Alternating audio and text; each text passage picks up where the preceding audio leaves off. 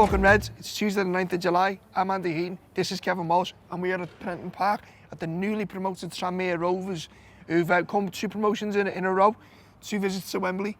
Bit of a lucky chance, almost like our Cardiff. They're doing all right for themselves, aren't they? I reckon Everton have swapped places with them at the moment for a little bit of success that they've been having. Fair play to you, you know what I mean? They've had quite the fall from grace from where they used to be, and they managed to build themselves back up on the back of a good ex-Red, Stephen McNulty. There you go, and it's easy to forget just, I mean, we were talking about it before. People think about Tranmere, League 1, League 2, they fell down the divisions, and sometimes it's almost they needed to drop as far as they did to almost be reborn. Yeah. And now they've got momentum, they've got trajectory, as I said. I think it's 3 promotions in a row now. Really well. No, 2 promotions in a row. I apologise. But we go back 15, 20 years when we were growing up. And Tranmere, they never quite made it to the Premier League, or whatever it was called at the time. And now it was Premier League, wasn't it? They got 3 championship playoffs, or whatever that was called at the time. But 3 playoffs in a row. And just, you know what I mean? They were a game or 2 games away from coming up each time. It never quite happened for them. You feel like if they had done that, that would have been the perfect time to get on the gravy train. They probably wouldn't have fallen as they did. Because if you look around, it's a decent quality ground for it, especially for the level they're playing at. You look at the likes of Bournemouth and now who've rebuilt. I was going to say, you look at other grounds in the Premier League. I mean, this is, you know, you could easily see, all right, maybe it's not one of these fantastic new stadiums that Everton are going to get. Just not to say, it's better than Goodison, like. Yeah. Well, yeah, well, exactly. But no, and you look at the catchment area, and they do care about the football down here as well. No, of course they do. Yeah, obviously, I think it's probably a bit tougher. It's a club like Tranmere with Liverpool just being over the water. I'm not going to say they're going to lose many to Everton, because why would they? But yeah, I think they've had the challenges, but they seem to be getting back up. Mark Palios seems to be doing a great job here, and fair play to him. Fingers crossed he can keep it going, and wouldn't it be lovely to see them overtake Everton on the way down?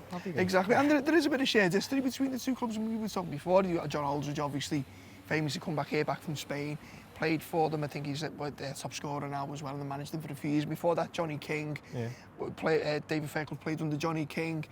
So, you know, and you know what, on the odd occasion when Liverpool aren't playing, I've come over, and you know, it's a cracking day out.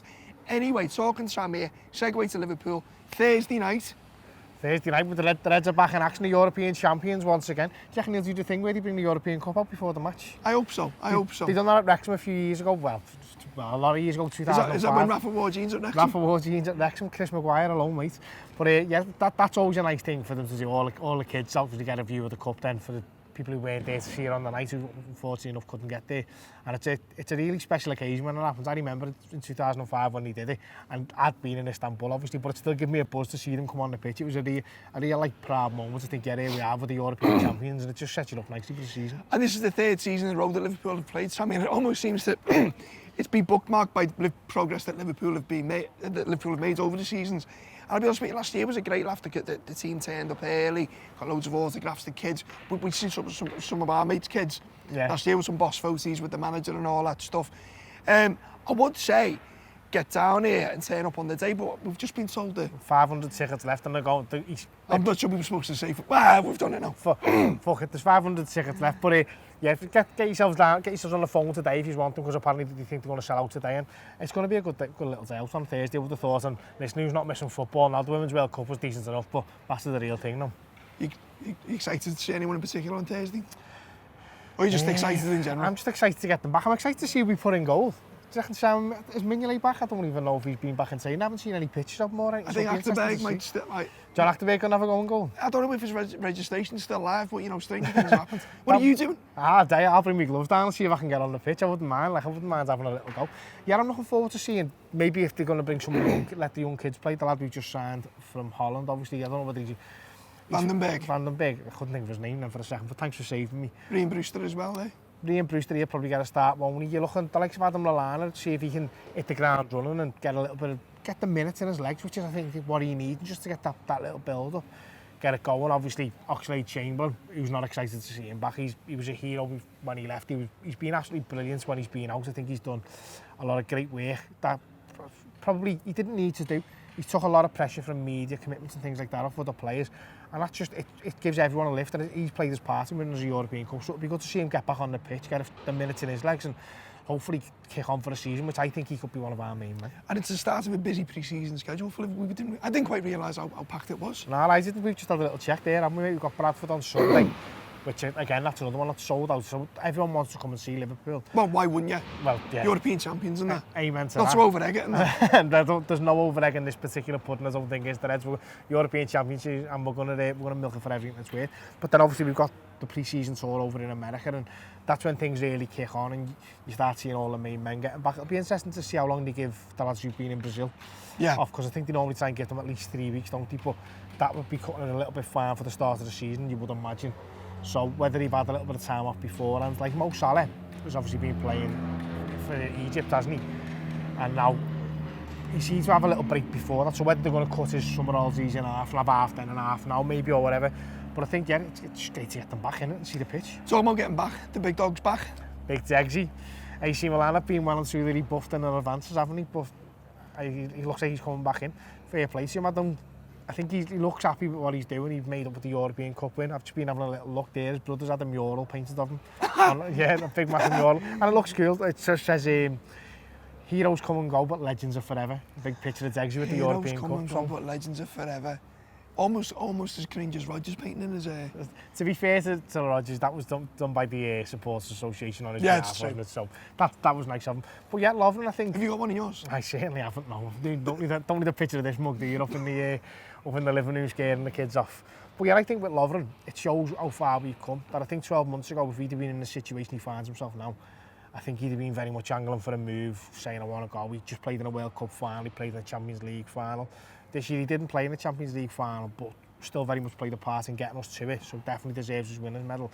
And I think he probably realises now that being fourth choice centre-half for a club like Liverpool and playing probably the amount of minutes that his body will allow him to play is better than going somewhere else and then breaking down every 5 And then the other side of it is, you say fourth choice, and that might be the state of play at the minute, but you don't know how the season goes. It starts the last season, Joel Matip was very much fourth choice, and then look at the season Joel Matip's had. He's ended up on the pitch in Madrid and had a fantastic game. It's interesting with Matip, isn't it? Because obviously I was one of his biggest critics, and I'll hold my hands up to say that he proved me very much wrong towards the end of the season, and if that continues, and I hope it does, perfect for him. But I think it'll be very interesting to see whether he starts the season alongside Virgil van Dijk or whether Klopp goes back to what seemed to be his preferred partnership last year before the injury of Joe Gomez and Van Dijk. And I think most Reds will probably agree that's the centre-half partnership we want to see. If for no other reason, and it's probably the one that's going to see us through the next 5 years. It's got everything about it that it needs.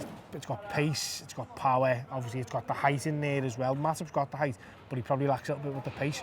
But then he's got other attributes that have obviously he's worked on and he's done very well with. But for me personally, I can't wait to see Joe Gomez get back. I think when he was playing centre-half before Christmas last year, he looked like a real Rolls Royce of a footballer. And coming back, if he can get a full season into his legs and just get rid of this worry, the niggling injuries that he seems to pick up, if he can get a good run and say, no, listen, they were just impact injuries, I'm back now, I'm better and I'm ready to go, that's all the better for Liverpool. Anything else going on? I think that's pretty much about it on the new scene, isn't it? Yeah, pretty much. So obviously our new kid from Fulham, can't remember his name Harvey either. Elliott. What a boss Red I am, but yeah. Just one thing for you, Harvey, mate. I know obviously no one will take this season because I haven't got any, but sort that Barnett out, kid. That's not a Barnett to be walking around town with, that, mate. No chance. Definitely wears socks with his other lets him, He does, yeah, 100%. Some other stuff, some other admin. We are, as Kev mentioned, Liverpool are going to the States, so are we. Doing live shows in Chicago and New York. Tickets are available there, but selling fast. Almost as fast as these tickets. See what I did there? On seattickets.com. Also, we're doing an end-of-season award, an embodiment of who we think deserves the award from us, that encapsulates what it means to be Liverpool, almost. Yeah. A place for Liverpool. We've already had our say. Kev went for... I went for Trent. And I went for the captain, Jordan Henderson. I'm sure there's loads of opinions around it. But get involved, have a look, have a vote. That's Talking Reds. Nice one.